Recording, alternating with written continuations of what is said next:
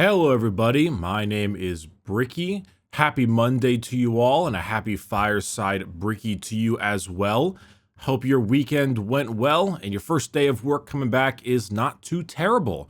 If it is, well, that's pretty awful. But that's why I'm here to make it a little bit better, just a little bit, like Mr. New Vegas. I don't remember exactly what Mr. New Vegas says, but he constantly says things along the lines of "I still love you." And now, Johnny Guitar. He always does things like that. But Mr. New Vegas is an absolute treat. He's one of the best announcers or radio broadcasters in all of the Fallout series, and he is worth listening to whenever I get the opportunity to. But either way, a happy Monday, like I said already. It is fireside time, keeping up with the tradition of these Monday videos. It is about 10:30 at the point of which I am starting to record this. 10:30 in the AM, that is. I am a bit hungover. I went out with some friends to a Dave & Buster's. If you do not know what a Dave & Buster's is, as you do not live in the States, a Dave & Buster's is kind of like, you might know, like a Chuck E. Cheese or some kind of area that there's a bunch of games and pizza and stuff. Imagine that, but more so for adults.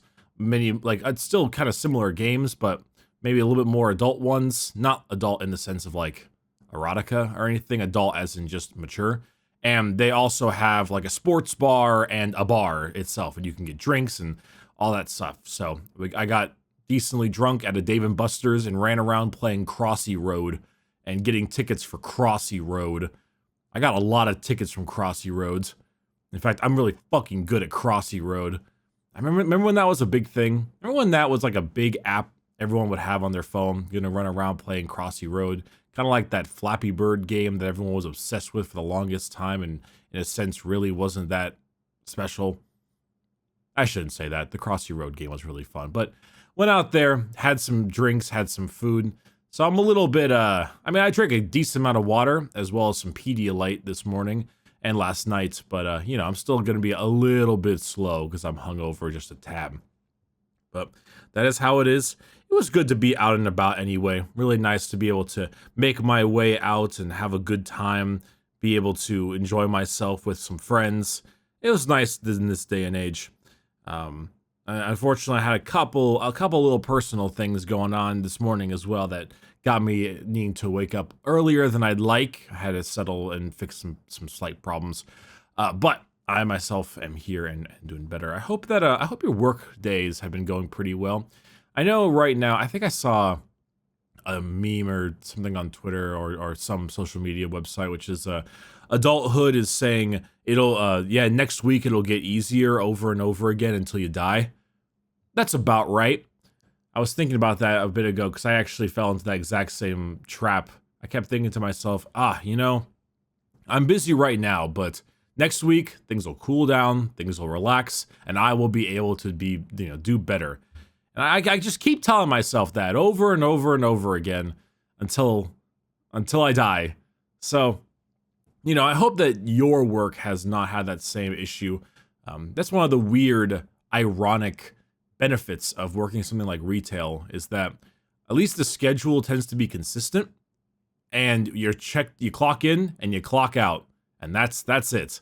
You don't need to think about things too crazy before or after. You don't need to freak out about certain things. It's just there and it's gone. It's kind of nice. It's one of those like small, working retail is just awful, but it's one of those small things that's kind of nicer before you, I don't know, kind of go up and get a career or start working salary for a big company or something, where just because you didn't finish, like if you worked your full hours, but said work is not necessarily done, doesn't mean that you're actually done. Also, you don't have any allegiance to, if you work at McDonald's, you have no allegiance to McDonald's. At least you shouldn't have any allegiance to McDonald's. They don't treat you well. They don't give a shit about you. But that's one of the few nice things about when I worked retail, even though it's definitely not something that I would enjoy. Though I guess there's a little bit of humbling that goes along with it. Whenever you see people who are assholes to retail workers, anyone who ever treats wait staff with any kind of disdain or seeing above them that kind of are seeming above them, so to speak, you know they've never worked a single day of retail in their life. No one who has ever worked at a clothing store or at a restaurant or was a waitress or waiter or hostess or any of those things, no one who has ever worked on those jobs are ever mean to people at the restaurant or store. They always are a lot more calm because they understand the pain of it. It's almost something that I feel like everyone to an extent should do so they can understand a perspective of most employed people in the world. Because when you think of like it employs a massive majority of people, all those kinds of jobs, and really being able to not treat them like shit is generally a trait that you would have if you're just a good person. But there's a perspective you gain by working that kind of job that really helps out. And at least makes you feel a little bit better about it. And it's kind of funny. There's always that joke where, you know, maybe someone gets your order wrong or something is screwed up on a menu or yada yada. And I'm not a very confrontational person. So long as the order is mostly the same and not too bad, I generally just won't say anything because I just don't really feel like causing a problem or anything, even though it is their fault, but I don't really want to do anything. But there's always that meme about the mom who immediately will speak up and start getting angry. That was luckily for me, that was never my mom, but I feel like this generation, at least my generation and a little bit of the younger one, will really not get bugged if things go wrong. We'll just kind of be non-confrontational. I always feel that way, and I see it a lot more, but at the same time, I always kind of felt that there's like a middle ground, because sometimes saying nothing is a problem, but like, oh, I don't want to bug them. Like, well, it depends on what you're bugging them with. If it's small stuff, like, I know some people kind of have anxiety where let's say they get a coffee, in the Starbucks, Dunkin' Donuts, whatever, and they don't give you a straw. Some people will just, like, not ask for a straw because they're too embarrassed to ask, or it's, like, busy in the restaurant or busy in the coffee shop, and they just feel a little bit too anxious to do so. See, I never got to that point. I'm very much the quick person to say, hey, can I have a straw real quick? And then I just grab the straw and say thanks and leave. You know, it's just small things like that. But I remember when me and my ex were together, I would constantly be doing that. She always had a little bit of anxiety when it came to that stuff. So normally I would ask for the extra fork or the extra straw because she didn't want to bug them or something. I try to get her to get a little bit more comfortable with that. But at the same time, you know, anxiety is a thing and you can't really like try to force it or anything of that nature. It does seem like, of course, if I order something in a restaurant and I order a steak and they bring me like clam chowder, I mean, clam chowder is good, but I'm gonna be like, hey man, I didn't order clam chowder. I don't want to go that far. Anyway, that's kind of a side spiel. I got some questions that are interesting in the last Fireside. Thank you again very much for posting some questions. It helped me out a bit to read a few of them. And I was looking at some of these things. It's got some interesting stuff, and thank you very much. One of them asked a question: once you get moved in again, can we get some of the Ace Brick cooking videos? Ace Brick cooking videos. The problem with the cooking videos is that I'm not really set up for it, considering all of the cameras and lighting and microphone gear that I need to put on. So it's a little bit difficult to get a cooking video like that going. Also, I'd argue that it's really not the kind of content I would want to upload on my main channel, because my main channel has gone really hard into video essay / game review territory. Whereas this, maybe it would be for the second channel, but the second channel doesn't really get a whole lot of views to maybe warrant the amount of time I spend on it. Unless I stream it at the same time. I could stream it while doing it, but I mean, no promises. Making a cooking video is surprisingly difficult. At least if I want to make it like decent. So because of that, I'm probably going to have to give you a big rain check on that one. At least it's a little bit easier. Somebody else asked a quick question. They said, question is how you'd like to decorate the new apartment. So I'm still figuring out how to deal with the new apartment. Decorations wise though, I am trying to figure out a difference. I've really started to enjoy, like I started to dislike the overly simplistic modern aesthetic that a lot of architecture and interior design has become. But I'm also a huge fan of the modern style, but in like a dark sense, like paint the walls black, have lots of light wood and gold and iron color around there. Those kind of those like lighting, like that bed that kind of hangs. It's very low bed that kind of hangs, and that bed allows you to like put lighting strips on the bottom. Lots of plants. I'd say some hanging plants, definitely some wire shelves and things of that nature. I wouldn't go so far as to call it like goth rustic architecture or anything, but definitely like a darker colored modern. Let me actually look this up. Black modern architecture. Or I actually should probably be black modern interior design, wouldn't it? There it is. Black modern interior design. Yeah, this is probably the way I would describe it. If you looked up black modern interior design, I'd say that that's definitely more my kind of shtick. I'd spice it up a little bit. I'd add a little bit more like accents of color in terms of maybe the paintings or pictures that I want to put up on the walls. But a lot of it tends to be very dark walls with either gray or light colored wood and other accent marks with some decent like what was it, like 3300 Kelvin color temperature lights, give or take, and then some plants around there here and there. I like that look a lot. I like the darker color in that sense. I need to figure out accent colors and things like that as well, but I really do enjoy it. Kind of has like a bachelor pad look a little bit, but I also don't like that concept because bachelor pads always seemed really tacky and stupid. I just really like the dark colors that go along with it. I don't know, maybe it's just me. Or maybe it's because I've always spent so much time with really bright light colors and I'm sick of it. You know, honestly, I always wonder how much it would cost to hire an interior designer. You know, if I wanted to grab someone, I said, hey, I want to go ahead and really bring my entire house up to snuff and paint the walls dark and find the right furniture for this and that. And I wonder how much a legitimate interior designer would cost for me to go out and hire one. Because I would need to also purchase all the other stuff and equipment to adjust the room. You know, if you're making a dark room, the paint, the shelving, the furniture, all that kind of stuff. And then I need to add on to that the cost of the interior designer as well. And I don't know if because I feel like they probably have some $200 an hour kind of thing. You know, I imagine they would cost a ton of money. And I'm a little bit worried on that thing, but well, I would never hire one for an apartment. I would hire one if I ever get a place of my own, especially, you know. So I think that's actually the main rub. Is that what they say in Hamlet or like old Shakespeare? It's like, there's the rub, as in like there's the problem. I don't know. I had another question, and it said, the question was, what tips do you have for getting into the habit of working out? Now, getting into the habit of working out is actually the most difficult part.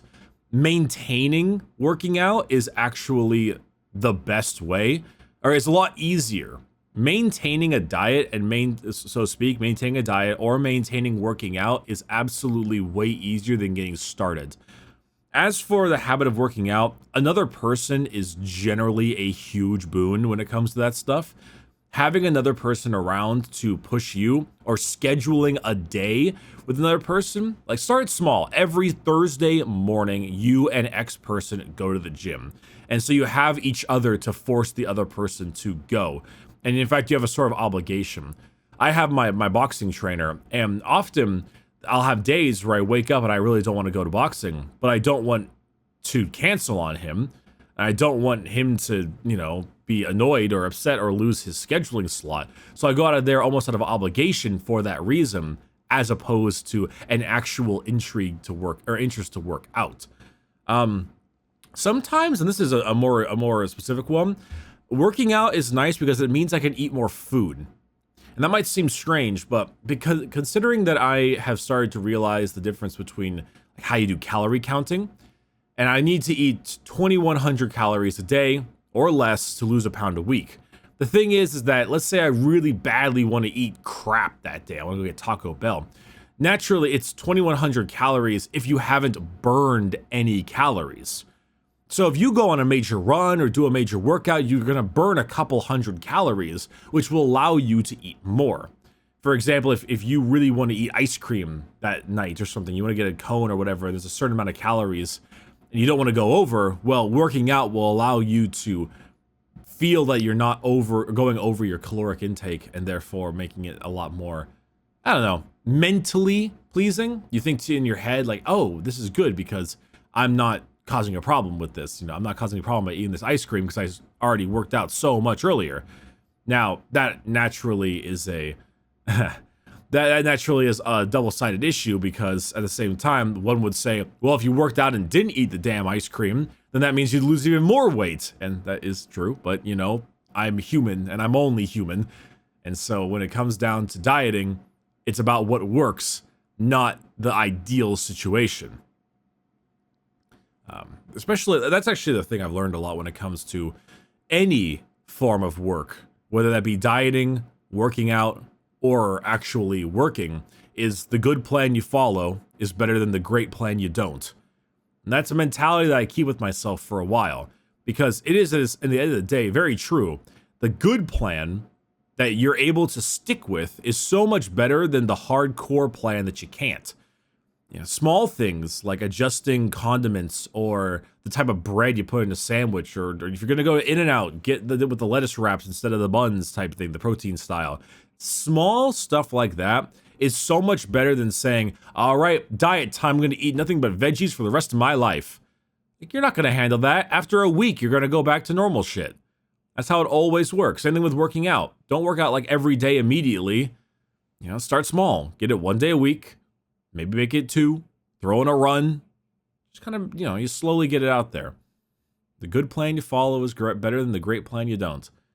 Works out with my work schedule too. How you schedule your work, how I time it, how do I make sure, this goes here, this goes there. You know, if I'm going to be working on painting some Warhammer figures, carve out a period of time, not too much time, not too little time. Keep it consistent, so I don't end up going a little too hard. I had to take a big breath right there because I was talking for a while and I didn't breathe. I am much better now. Sometimes I really think about making sure that my ramblings are consistent. I'll take little pauses like you just heard me take right there, because I'm trying to think about what I want to say, and I don't want to add too many likes or uhs when it comes to this type of video. I'm from California, so naturally the amount of likes, like that is out here is pretty grating and very annoying. But at the same time, I really can't stop myself. So I do my best to stop saying like and all those kinds of intermediary words to extend while I try to think harder and harder. It's really tough. It is, unironically, extremely difficult to think about those words you don't want to say and try to pull them out of your speech while you're attempting to make a speech. It is so much harder than I thought it would be, and it's actually mentally exhausting. Luckily for me, I'm not someone from LA or Beverly Hills, so the amount of like I have is not huge, but I do realize that when I'm in a company that people I know or friends, it tends to increase a bit because I'm not thinking very hard about what I'm going to say because I feel a lot more comfortable. When I'm talking in a video like this, I tend to be a lot more anal on my speech. You know, I want to sound smooth. You think FDR's fireside chats were good because his voice sounded like shit and he constantly sounded like some Beverly Hills bitch? Hell no. FDR was cool because he was crippled. I just threw that out there. I don't know, man. FDR was cool for a lot of reasons. I don't believe crippled was the main one. I'm just hoping that one of you was listening to this at a work shift or in a long day and just immediately hear me say FDR's coolest attribute was him being crippled. And you're just like pushing carts at a Walmart and you're giggling to yourself because, like, God, Bricky is such a fucking dumbass. It's so silliness. Ooh, oh man. Sorry, that hangover. It's still the morning. God damn. It is so... I don't know why. It's 10:45. It's probably the slight hangover, I'll be honest. It gets me so tired sometimes. I wanted to actually start filming these firesides on Sundays in the middle of the day or Sunday night, just because it'll be a little bit easier to handle and a little bit easier for me to get everything I need to say instead of Monday morning.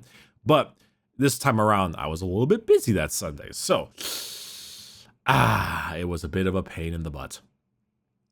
But at least I can still keep these series around. Someone actually asked me an interesting question. It says, you really enjoy music. You talk about it, feeling it. You have confidence to promote some of it. Have you ever tried to play some instruments or maybe want to try something out? Oh, I'm actually not sure if I talk and feel a lot about music. I talked about the Guilty Gear Strive soundtrack and stuff like that because it was really good. Maybe video game OSTs because it's more topical, but I actually don't talk about music a whole lot. Obviously I listen to some stuff, but I'm actually not a very musically inclined person. I really don't listen to anything particularly quote unquote popular. I didn't know who Billie Eilish was until like 3 weeks ago. I don't really know these things. I didn't really know who The Weeknd was. I don't think I've heard maybe 3 Drake songs in my life. Like, I'm really not a musically inclined person. I don't know these things very well. That being said, to answer the other question about instruments, not particularly. If I was going to play any instrument, I'd probably just do the piano because the piano sounds nice and most songs can become a piano variant. And I like it. I find it to be a very pretty instrument with a lot of stuff you could work with it. A lot of things you can make out of it. Lots of wonderful music can be created with a piano. And I don't know. I don't know about any other thing I would play. When I was younger, I played violin in like 5th grade. So that doesn't really count. And then I did some electric guitar for a bit, middle school era. But my instructor was kind of trash, and he would always bail. I didn't realize that at the time, but I realize that now. And after that, I really just didn't get too into it because often playing instruments is like a muscle. You kind of got to keep working on it even after. You got to keep practicing. And honestly, time-wise, I don't know. I always say that I'm out of time. I'm always saying that I don't have much time. And I can't tell if that's actually the truth or if I'm trying to carve time out for myself, which in a sense is a perfectly fine use of time. But if it's between, I gotta make videos, I gotta do streams, I gotta paint my Warhammer stuff, I gotta work on moving out and handle the merchandise and all this extra stuff. I gotta do all these things. Yet, at the same time, could I have extra time to learn an instrument? Maybe. I take time to go work out and stuff and maybe go for runs, but at the same time, I probably would take, working out a lot more important than learning the instruments. That's the thing. It's nice that part of it is a job in terms of the Warhammer painting, because when it comes to the Warhammer painting, that's a skill, and that skill can be amplified based on the fact that I'm constantly doing it for work. So there's actually a reason for me to do it. Whereas there's not really a reason for me to do anything involving learning how to play guitar or something of that nature.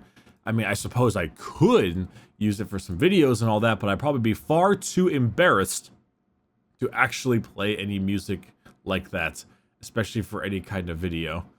That would just be a little bit silly. And also, I wouldn't be very good at it. I don't know. I'm just not a huge fan I'm not a huge fan of trying to go learn instruments and stuff, and I'm not very musically inclined. But at the same time, I'm kind of okay with that. I feel like I save a lot of money by not wanting to go to concerts or buying albums, or honestly, or even like getting into internet debates about music. There's so many of that. I just don't. I don't like that. I'm gonna answer one other quick question. I don't want this one to go too long because I'm quite tired. But next week I'm gonna try it on Sunday. I'm gonna try recording these on Sunday, kind of get a little bit more pep in my step. They said, do I have any plans for leaving California in the future? So I've been saving up for a few years and I hope to own land myself to build just about whatever I want. Mind-wise, I obviously do know that the money I make on Twitch, YouTube, etc. would go 5 times as far if I moved to Montana or Kansas or Oklahoma or anywhere out there. The problem is that, in a sense, I kind of know, or I'm so used to California's cost that it's practically my normal, and I feel like if I don't know about the normal elsewhere, it won't make California so much more painful. like I enjoy my ignorance is bliss to a certain extent. But the more important thing is that all my friends and family are here. All my friends and family that have been here for 20 to 25 years are still all here. And I have the opportunity. My mom lives 10 to 15-minute drive away from me.